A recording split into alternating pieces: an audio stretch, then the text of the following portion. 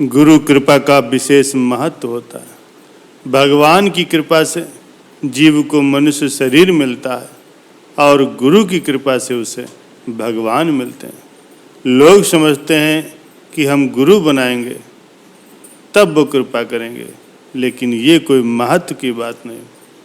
अपने अपने बच्चों का पालन तो सभी कर लेते हैं, लेकिन संत कृपा बहुत ही विलक्षण होती है। चाहे कोई शिष्य बने या न बने, चाहे कोई उनसे प्रेम करे या बैर करे, संत इसको नहीं देखते।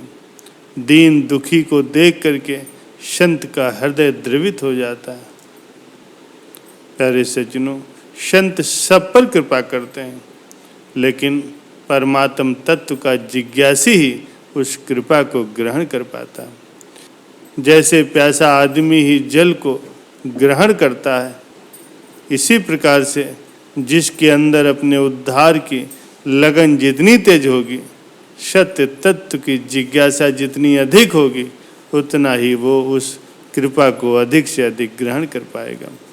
सच्चे जिज्ञासु पर संत कृपा अथवा गुरु कृपा अपने आप होती है। गुरु कृपा होने पर फिर कुछ बाकी नहीं रहता, लेकिन ऐसे संत बहुत ही दुर्लभ होते हैं। पारस से लोहा सोना बन जाता है, पर उस सोने में ये ताकत नहीं होती कि वो दूसरे लोहे को सोना बना दे। लेकिन असली गुरु जो मिल जाते हैं तो उनकी कृपा से चेला भी गुरु बन जाता है, संत महापुरुष बन जाता है। इसीलिए कहा गया है, पारस में और संत में बहुत अंतर हो जान, वो लोहा कंचन करे वो कर ले आप समान। प्यारे सज्जनों, परम संत श्री कबीर साहब जी गांव के बाहर झोपड़ी बना करके अपने पुत्र कमाल के साथ रहते थे। संत कबीर साहब जी का रोज का नियम था, नदी में स्नान करके गांव के सभी मंदिरों में जल चढ़ाकर दोपहर बाद भजन में बैठते और शाम को देर से घर लौटते। वो अपने नित्य नियम से गांव से निकले और पास के गांव के जमींदार का ही एक लड़का था जो रात को अचानक मर गया था। रात भर रोना धोना चलता रहा। आखिर में किसी ने सुझाया, गांव के बाहर जो बाबा रहते हैं उनके पास इसे ले चलो, शायद वो कुछ कर सके। सब तैयार हो गए। लाश को लेकर के वो बाहर कबीर साहब जी की कुटिया पर पहुँचे तो वहाँ देखा तो बाबा तो है नहीं, अब क्या करें। तभी कमाल आ गए। उनसे पूछा कि बाबा कब तक आएंगे।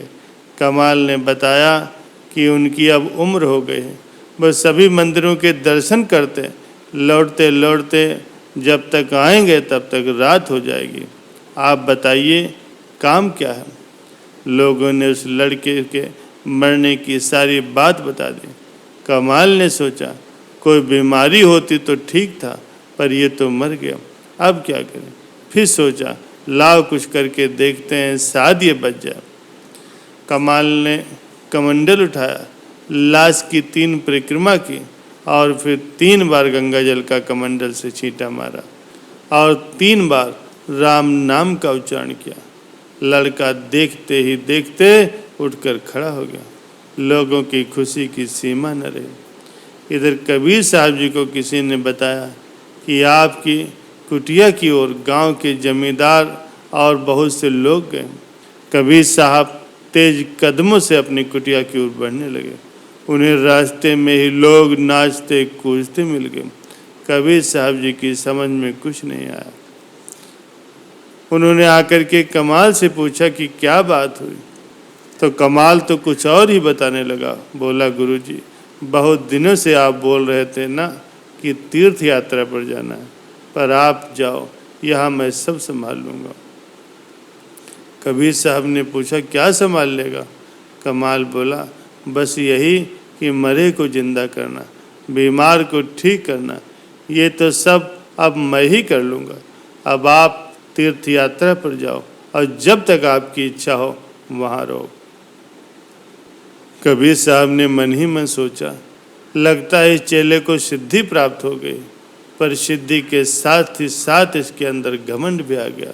पहले तो इसका ही इलाज करना पड़ेगा, बाद में तीर्थ यात्रा होगी।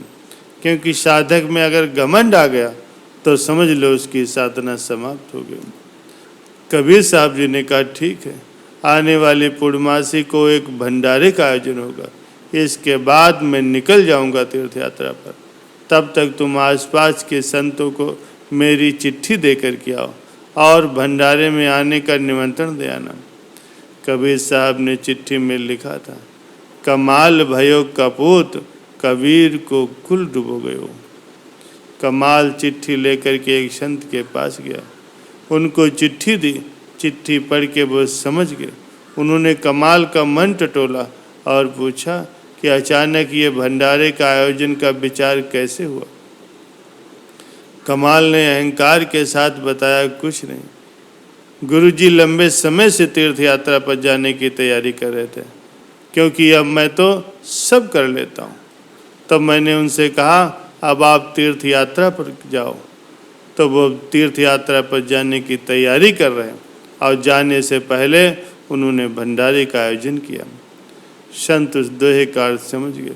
उन्होंने कमाल से पूछा, तुम क्या क्या कर लेते हो? तो बोला, यही कि मरे को जिंदा करना, बीमार को ठीक करना जैसे काम तो मैं बड़ी आसानी से कर लेता हूँ। संत जी ने कहा, अच्छा रुको, शाम को यहाँ भी थोड़ा सा चमत्कार दिखा दो। उन्होंने गांव में खबर करा दी। थोड़ी देर में ही 200-300 लोगों की लाइन लग गई। सब नाना प्रकार की बीमारी वाले लोग थे। संत जी ने कमाल से कहा, चलो इन सब की बीमारी ठीक कर दो। कमाल तो देख के चौंक गया, अरे इतने सारे लोग, इतने लोगों को भला मैं कैसे ठीक करूँगा, ये मेरे बस की बात नहीं। संत जी ने कहा, कोई बात नहीं, अब ये आए हैं तो इन्हें निराश लौटाना भी ठीक नहीं, तुम बैठो। संत जी ने लोटे में जल लिया और राम नाम का उच्चारण करके उसमें एक छींटा दिया। एक लाइन में खड़े सारे लोग ठीक हो गए और फिर दूसरी लाइन पर छींटा मारा, वो भी ठीक हो। बस 2 बार जल के छींटे मार करके 2 बार राम बोला तो सभी ठीक हो गए और वहाँ से चले गए। संत जी ने कहा, अच्छी बात है कमाल, हम भंडारे में जरूर आएंगे। पास के गांव में सूरदास जी रहते, उनको भी जा कर के बुला लाओ, फिर सभी इकट्ठे होकर के चलेंगे तुम्हारे भंडारे में। कमाल चल दिया सूरदास जी को बुलाने। सारे रास्ते सोचता रहा ये कैसे हुआ, एक बार राम नाम कहने से ही इतने सारे बीमार लोग ठीक हो गए। मैंने तो 3 बार प्रदक्षिणा की थी, 3 बार गंगा जल छिड़का था, 3 बार राम नाम का जाप भी किया था, तब कहीं बात बनी थी। यही सोचते सोचते सूरदास जी की कुटिया पर वो पहुंच गया। वहां पहुंचकर सारी बात बताई कि वहां कैसे आना हुआ। कमाल अपनी बात सुना ही रहा था, इतने में सूरदास जी बोले, बेटा जल्दी से दौड़ के जा, टेकरी के पीछे नदी में कोई बहा जा रहा है, जल्दी से उसे बचा ले। कमाल दौड़ के गया, टेकरी पर से देखा कि नदी में एक लड़का बहा रहा। कमाल नदी में कूद गया और लड़के को बाहर निकाल करके उसको अपनी पीठ पर लाद के कुटिया की तरफ चलने लगा। चलते चलते उसे विचार आया, अरे सूरदास जी तो अंधे हैं, फिर उन्हें नदी और उसमें बहता हुआ लड़का कैसे दिखाई दिया। उसका दिमाग शून्य हो गया। लड़के को भूमि पर रखा तो देखा लड़का मर चुका था। सूरदास ने जल का छींटा मारा और बोला, रा, अर्थात नाम का पहला अक्षर ही बोला। लड़का उठ करके चल दिया। अब तो कमाल अचंभित हो गया, अरे इन्होंने तो पूरा नाम भी नहीं बोला, खाली रा बोलते ही लड़का जिंदा हो गया। तब कमाल ने वो चिट्ठी खोल के खुद पढ़ी, उसमें जो लिखा था उसको पढ़ा, तब सारी बात उसकी समझ में आ गई। वापस आके कबीर साहब जी से बोला, गुरुजी संसार में एक से एक बड़े सिद्ध हैं, उनके आगे मैं कुछ नहीं। गुरुजी आप तो यहीं रहिए, अभी मुझे जाकर भ्रमण करने के लिए और बहुत कुछ सीखने समझने की जरूरत है। प्यारे सज्जनों, गुरु की कृपा से ही समस्त सिद्धियां प्राप्त होती हैं। उनका आशीर्वाद होता है तो साक्षात ईश्वर भी आपके साथ खड़े हो जाते हैं। गुरु गुरु ही रहेंगे, वह अपने शिष्य के मन के सारे भाव पढ़ लेते हैं और उनका मार्गदर्शक बन करके उसे पतन से बचाते हैं।